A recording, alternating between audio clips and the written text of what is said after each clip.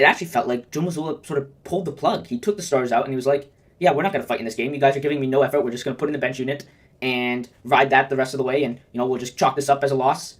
And that's just not what happened. Joe Mazzulla puts in the bench unit, and they just go absolutely berserk. Not shooting wise, but hustle plays, physical defense, getting out in transition, making timely threes, of course. But for the most part, it was just energy. Stuff that only Ugo Gonzalez, Jordan Walsh, Baylor Shireman play with. I've talked about this before. Ugo Gonzalez has no off switch.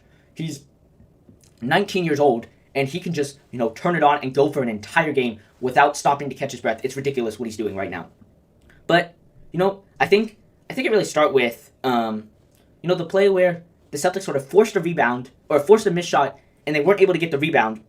And it allowed the Pacers to get this one play where Joe Mazzulla was like, yep, I'm calling it, timeout, pulls the starters, and with about 9:20 or so left in the third quarter, Mazzulla sends that clear message, I think. A message that, if you're not going to play hard, if you're not going to put in the work and, pay attention to the little details in defensive rebounding, boxing out, forcing turnovers, stuff like that, you have to get everyone to be